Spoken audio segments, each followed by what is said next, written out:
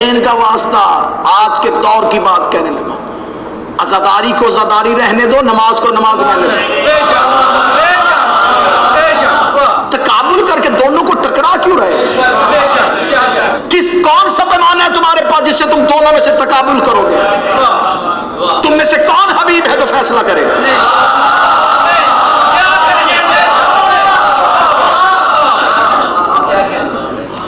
मिंबर पे सवाल आ जाता है, मिंबर पे नदीम भाई बैठते, मिंबर पे चिट आ जाती है, मातम अफजल है कि नमाज? मैंने बड़े बड़े खुतबा को चिट फाड़ के फेंकते देखा है। उन्हें पता है कि मातम कहेंगे तो बाद में नमाज ही पकड़ लेंगे, नमाज कहेंगे तो दरवाजे पे मातम ही पकड़ लेंगे। मैंने फिर बीबी से खैरात मांग के ये मिंबर पे जवाब मैंने पहली बार दिया था, उसके बाद बहुत से खुतबा ने दिया, मैंने मिंबर पे ये जवाब दिया था, ये फैसला हमेशा वो करता है जिसने दोनों में से एक छोड़ दिया।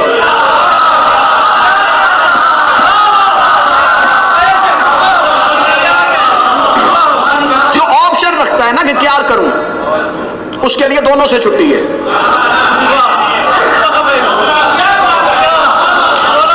नमाजी को चाहिए कि अज़ादार की तौहीन ना करे, अज़ादार को चाहिए कि नमाजी की तौहीन। अज़ादारी नुसरत हुसैन है,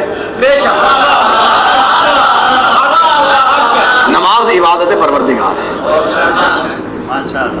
ये फौरी तौर पे फैसला कर देना जी, ये देखें जी, ये देखें, ये देखें जी, माज़ल्ला सुमा माज़ल्ला मातमियों के पूरे अब अगर कोई शराब भी पीता और कुरान भी पढ़े और मुझ जैसा कम इल्म खतीब मिंबर से कह दे कि लो जी शराबी कारियाने कुरान हो गए, तो एक शख्स की वजह से मैं सारे कारियों को गलत नहीं कह सकता। एक शराबी की वजह से मैं कारियाने कुरान को गलत नहीं कह सकता। तो अगर कोई एक नशई मातमियों में आ जाता है तो उस एक की वजह से सारे मातमियों को गलत कहना कहां से? हल्का मातम की इज्जत को समझो। नहीं जी आप, हाँ बेहतर है, मातमी सबसे बेहतर चीज है। मातमी को नमाजी होना चाहिए, नमाजी को मातमी।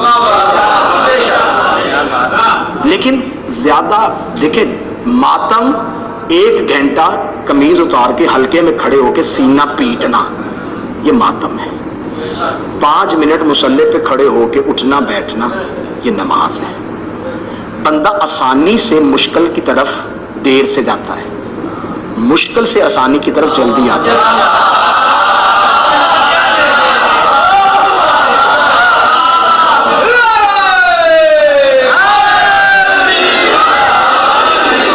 एक घंटा कमीज उतार के हल्के में मातम करने वाले को 5 मिनट के लिए मुसल्ले पे लेके आना बड़ा आसान है।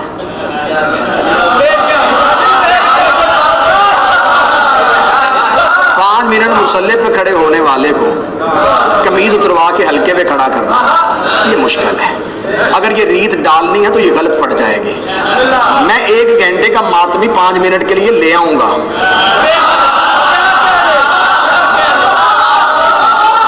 मुश्किल हो जाएगा, मुश्किल हो जाएगा। तो लिहाजा बेहतर है जो जहां पे है अपने अकीदे के साथ उसे वो इबादत करने दे। इबादत परवरदिगार जो है, ये मस्जिद की हम जब नमाज पढ़ते हैं तो सजदा गाह क्यों रखते हैं? ताकि हुसैन याद रहे।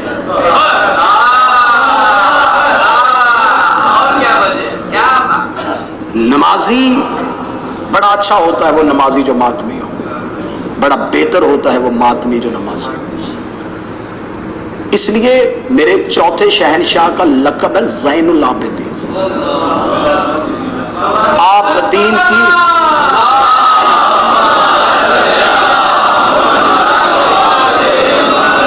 आबिदीन की जीनत, आखिरी सत्र कहने लगा जी, बिल्कुल आखिरी सत्र।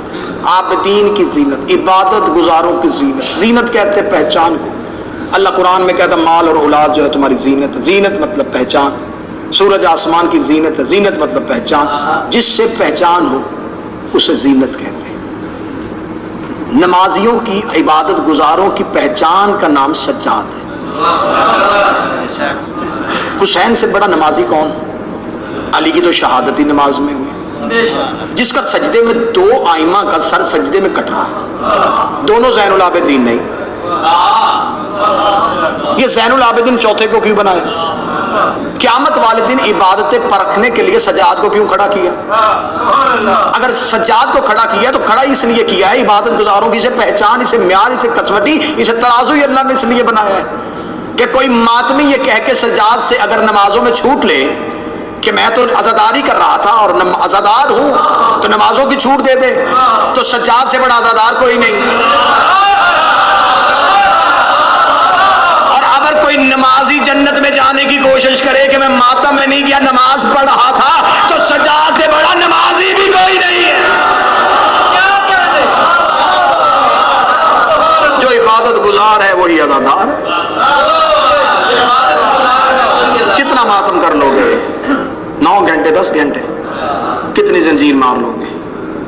40 साल रहू रोया है हुसैन।